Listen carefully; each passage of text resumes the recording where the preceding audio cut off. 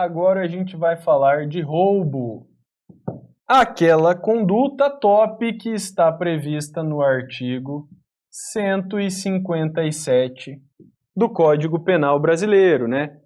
Aqueles camaradas que respondem pelo 157 respondem pelo fato de terem praticado uma subtração patrimonial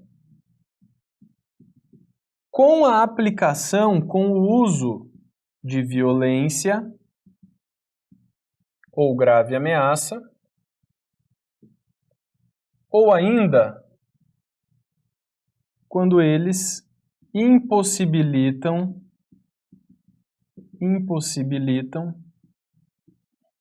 a capacidade de resistência da vítima. Então, olha só, eu preciso que vocês tenham em mente,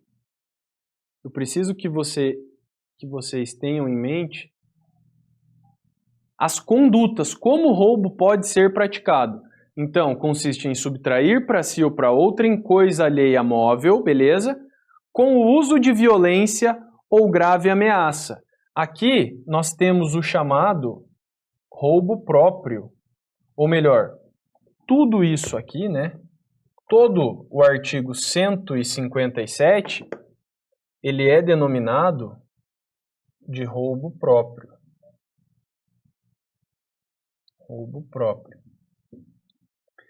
Quando eu tenho subtração patrimonial para si ou para outra, mediante violência ou grave ameaça, ou quando o agente impossibilita a capacidade de resistência da vítima. E aí o que eu quero que você entenda, que o roubo próprio, ele admite duas formas de violência. Ele admite aqui, quando tem a violência ou grave ameaça, a chamada violência própria. E quando há a impossibilidade da capacidade de resistência da vítima, quando a gente impossibilita a resistência da vítima, nós temos a chamada violência imprópria.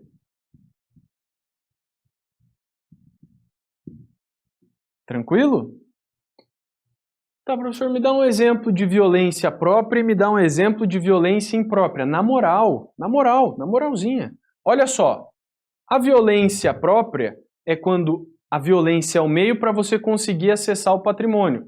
Então, por exemplo, você chega na pessoa, pratica lesões corporais nela para ela te dar o celular. Tranquilo? Quando ela é intimidada pela violência ou pela grave ameaça. Violência própria. Quando que haverá a impossibilidade de resistência da vítima? Quando o indivíduo coloca uma droga na bebida dela, e aí ela fica loucona, e aí ele se aproveita disso para praticar a subtração patrimonial. Quando o agente sorrateiramente tranca a vítima em casa, num banheiro, num cômodo, para conseguir subtrair o patrimônio. Tem uma questão do curso de formação da PRF que é bem nesse sentido. Os indivíduos se conheceram numa festa e foram para a casa do rapaz. Chegando na casa dele, ele foi ao banheiro.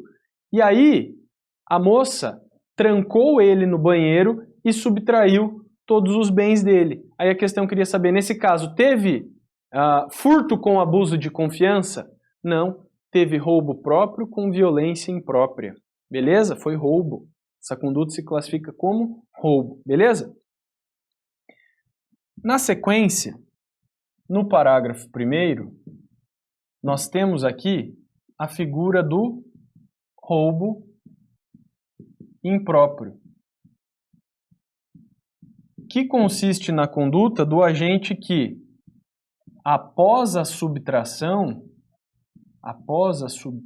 patrimonial, o agente pratica violência ou grave ameaça,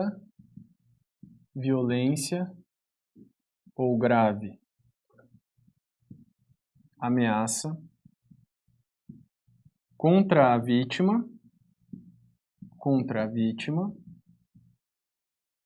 para assegurar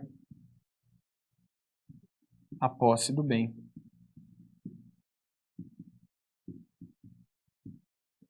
Beleza? Então aqui no roubo impróprio nós temos a violência. A violência ela é praticada depois da subtração patrimonial. Tranquilo? Beleza? Fica ligado, por favor, se liga, fica esperto. Então olha só, o roubo impróprio, ele só admite violência própria. Roubo impróprio admite violência, somente violência própria, tá? Por favor, fica ligado, fica esperto, que eu vou te chamar aqui para análise da letra da lei. Olha só, então o roubo a gente tem subtrair coisa móvel alheia para si ou para outrem, mediante grave ameaça ou violência à pessoa, ou, depois de havê-la, por qualquer meio, reduzido à impossibilidade de resistência da vítima. Então aqui você tem, vou pegar um marca-texto aqui, você tem o roubo próprio, né? E nesse caso você tem aqui você tem a violência própria e qualquer meio reduzido à capacidade de resistência da vítima, aqui você tem a violência imprópria. Beleza? Aí, o parágrafo 1º, você já sabe que é o roubo impróprio, né? Na mesma pena incorre quem, logo depois de subtrair da coisa, emprega violência contra a pessoa ou grave ameaça, a fim de assegurar a impunidade do crime ou a detenção da coisa para si ou para terceiro. Então aqui você tem roubo impróprio com violência própria, apenas. Percebam o seguinte, o roubo impróprio aqui, ele teria tudo para ser um furto, mas depois que o agente se apodera do bem, ele volta e pratica violência ou grave ameaça contra a pessoa para assegurar a detenção e a posse mansa e pacífica daquele bem. Beleza? Outra questão. O CESP adora trabalhar aqui. Para que o roubo se consume é indispensável a posse mansa e pacífica? Não. Mesma coisa que para o furto. Teoria da amócio ou da apreensio. Beleza? Nós temos aqui que a mera inversão da posse já é suficiente para caracterizar o crime em questão. Show? Vamos lá então, parágrafo 2º. A pena aumenta-se de 1/3 até a metade. Se há o concurso de pessoas, 2 ou mais pessoas, beleza? Mesmo que um seja inimputável. Pode ser, não tem problema nenhum. Se a vítima está em serviço de transporte de valores e o agente conhece tal circunstância. Então, quem pratica o crime conhece que aquele veículo está trabalhando com transporte de valores. Exemplo, carro forte. Tudo bem? Porque, olha só o exemplo. Se, por exemplo, o indivíduo ou ele tenta surpreender uma pessoa que está trabalhando à paisana com um carro de transporte de valor. Ele chega aleatoriamente para assaltar. E naquele exato momento ele descobre que a pessoa estava ali com uma grande quantidade de dinheiro que ela estava transportando valores. Nesse caso, não teremos a incidência da causa de aumento, tá? Toma cuidado porque lá no furto só tem uma causa de aumento que é o repouso noturno, o resto é tudo qualificadora. Aqui no roubo é tudo causa de aumento de pena e nós só temos uma qualificadora que é quando do roubo resulta lesão corporal grave ou morte. Beleza? Então vamos lá. Inciso 4. Se a subtração for de veículo automotor que venha a ser transportado para outro estado ou para o exterior, aqui tem que ter transposição de fronteiras. Inciso 5. Se o agente mantém a vítima em seu poder, restringindo sua liberdade. Então aqui a gente tem roubo com restrição de liberdade, roubo com privação de liberdade. Aí, professor, como é que eu faço para entender essa hipótese para diferenciar a extorsão mediante sequestro para diferenciar do sequestro relâmpago? Calma, meu filho, calma. Perceba o seguinte, no roubo com privação de liberdade, o núcleo, primeiro de tudo, consiste na subtração. E aí, para fazer valer essa subtração, o indivíduo é colocado no porta-mala do veículo, o indivíduo é trancafiado dentro de um cômodo da casa até que os indivíduos se dirijam a outra localidade, tudo bem? Então aqui, o indivíduo tem a liberdade cerceada, mas os indivíduos praticam a subtração forçada do bem. Na extorsão com privação de liberdade, o indivíduo tem a liberdade restrita, mas não há subtração. Há um constrangimento para que os indivíduos tenham vantagem econômica.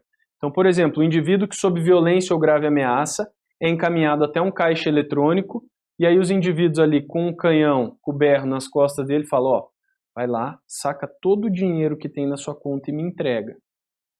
Nesse caso, é uma extorsão. Por quê? Porque está acontecendo uma participação voluntária não, mas nós temos a participação da vítima no ato da entrega da vantagem indevida. Então, você constranger também uma pessoa a passar a senha do cartão de crédito ou do cartão de débito para que os saques sejam feitos, é extorsão. E lá na extorsão mediante sequestro, nós teremos a captura de uma determinada pessoa e a estipulação de um preço para resgate. Isso é extorsão mediante sequestro. Beleza? Então, analise os núcleos, o que os agentes estão praticando. Se for subtração e o camarada fica trancado ou amarrado lá no quarto, é roubo majorado, tá? Toma cuidado. Beleza? Aí o inciso 6 traz o seguinte, se a subtração for de substâncias explosivas ou de acessórios que conjunto ou isoladamente possibilitem a subtração. Então, se nós tivermos a subtração dos explosivos com o uso da violência ou da grave ameaça. O 7 fala, se a violência ou grave ameaça é exercida com o emprego de arma branca. Vem comigo aqui, ó. Com o advento do pacote anticrime, nós tivemos a alteração aí com relação ao uso de arma. Olha só, causas de aumento no roubo, né? E o uso de armas.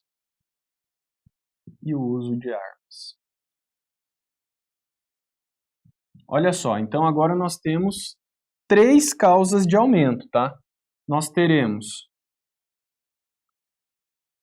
aumento de um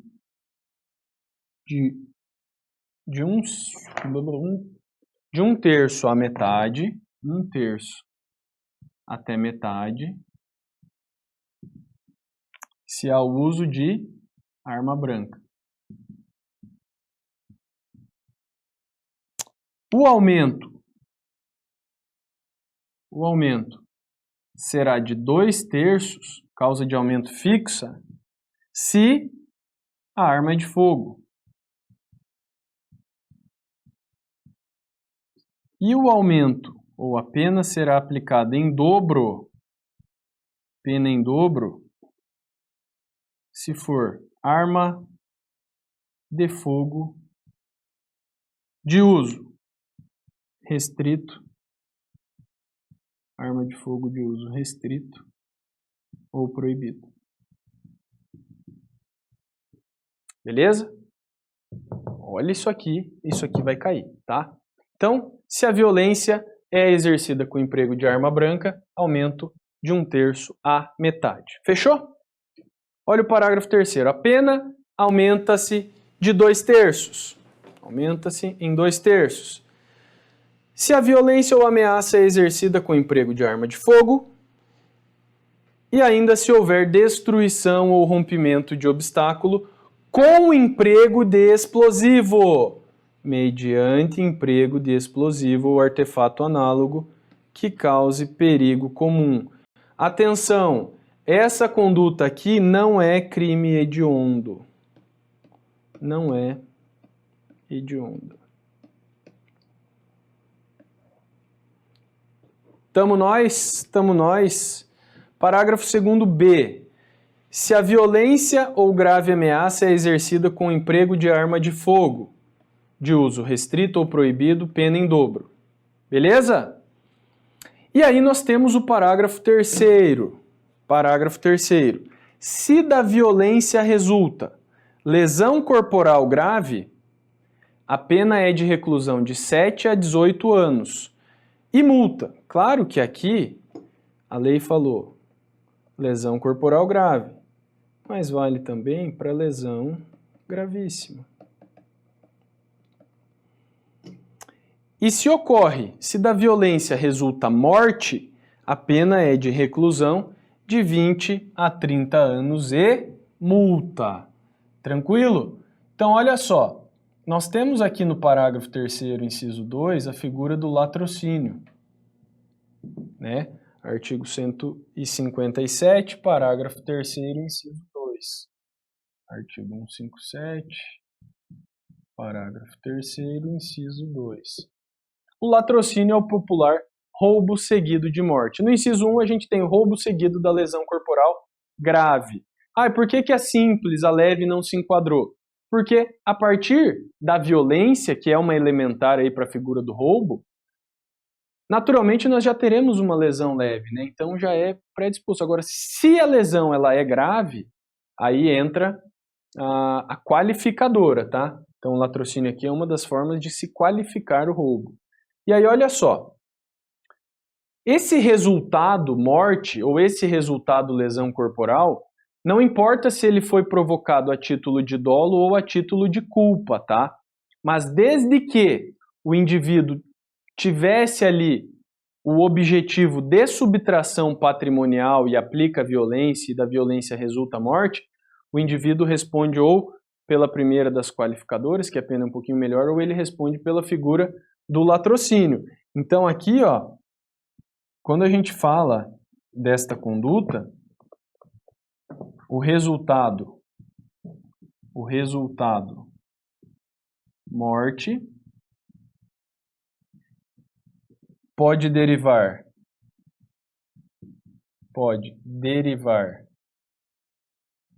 de dolo ou culpa, tá? Como não tem previsão específica se a morte tem que ser resultado de dolo ou de culpa, a gente entende que pode se valer das duas formas. O que vai influenciar aqui se é dolo ou culpa é no ato da aplicação da pena, beleza? E você tem que tomar cuidado também porque a competência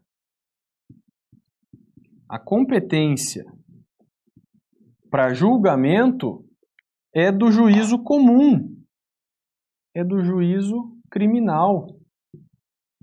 Professor, mas se tem crime contra a vida, não vai para o tribunal do júri? Calma. Por quê? O latrocínio, ele é uma conduta contra o patrimônio. Se ele é um crime contra o patrimônio, ele não vai ser submetido a júri. Aqui já tem uma questão maneira de CESP, tá? E aí a gente vai fazer uma tabelinha agora para entender bem o funcionamento do latrocínio. Por quê? Pode ser que nós tenhamos, tem que analisar o contexto. Se o indivíduo está com a ideia de subtrair o patrimônio e ele acaba matando, é latrocínio. Se o indivíduo quer matar, e depois da morte ele aproveita, tem aqui um dinheiro, ele subtrai, aí ele responde pelo homicídio em concurso com o furto. Tudo bem? Então você tem que analisar a conduta do agente. Então, o latrocínio, ele envolve um crime patrimonial,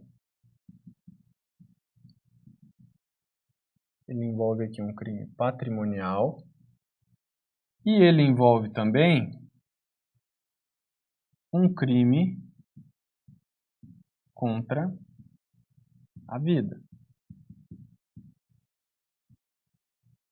E aí você tem que ter a maturidade jurídica aí para saber qual vai ser o resultado da responsabilização desse agente. Vamos lá. Vou fechar a tabela aqui. Pode ser que fique um pouquinho torta. Vamos ver, tá muito torto? Não, tá bom demais. Tá bom demais. E olha só, se você tem o crime contra o patrimônio consumado e você tem o crime contra a vida também consumado. Nesse caso, o agente responde por latrocínio consumado. Fechou? Então, aqui, primeira hipótese da nossa tabelinha. O crime patrimonial pode ser consumado e o crime contra a vida, tentado. Percebam que sempre o que vai mandar é o que acontece com a vida do agente. Então, se o crime contra a vida é tentado, o camarada responde por latrocínio tentado.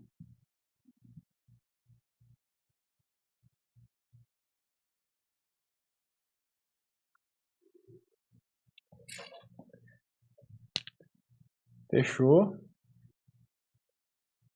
Aí, olha só, vamos analisando outros cenários. Se o crime patrimonial é tentado, mas o crime contra a vida é consumado, tentou roubar, mas acabou matando. Latrocínio consumado. O camarada morreu, lembra? A vida é que manda no bagulho. Então, se o camarada morreu, o latrocínio é consumado. E aí, esse cenário aqui, desse latrocínio consumado, dessa terceira situação, você vai lembrar do seguinte, ó. Nós temos a previsão nesse aspecto aqui da súmula 610 do STF. Tá? Lembra? Anote essa súmula aí, porque ela retrata justamente essa hipótese. Se o crime patrimonial é tentado, mas o crime contra a vida é consumado, haverá latrocínio consumado. Nossa última hipótese aqui, se o crime patrimonial é tentado e o crime contra a vida também é tentado, ora, não há como ele responder por um crime consumado nesse aspecto. A saída é latrocínio tentado. Olha que beleza de tabela. Essa tabelinha aqui é muito cobrada, tá, senhores? Deixa eu só fechar ela aqui para facilitar o enquadramento. Então, essa tabelinha é top para você ser cobrado. Mas o bizu, o macete é muito simples, porque o que acontece com a vida é o que você deve dar preferência. Galera, então não tem erro. Dentro do roubo, você precisa ter em mente, é tudo causa de aumento, exceto o parágrafo 3º que fala do roubo seguido de lesão corporal grave ou morte. Beleza? Que é diferente lá do furto. No furto é uma causa de aumento, repouso noturno, aí tem lá o privilégio, tem a equiparação da energia a bem móvel, e o resto é tudo qualificadora. Beleza? Então só tome esse cuidado, porque algumas questões vêm trazendo, o concurso de pessoas no crime de roubo é uma causa que qualifica o crime. Errado, tá? É uma causa de aumento de pena, é uma majorante. Então você tem que estar raciocinando nesse aspecto. Tranquilo? Então aqui, dentro desse bloco, conseguimos, com êxito, finalizar o crime de roubo. Mas só um bizu para fechar. Só um bizu para você ficar ligado. E naquelas situações que nós temos roubo com várias vítimas, por exemplo, roubo num ônibus. O STJ, STF entende que nesse caso nós teremos a hipótese de concurso formal de crimes, tá? E no caso de um latrocínio com várias vítimas, prevalece hoje o entendimento do STJ que vai ser aplicado concurso formal impróprio ou imperfeito. Então, é como se fosse um concurso material. Fechou? Beleza? É isso aí. Roubo já foi.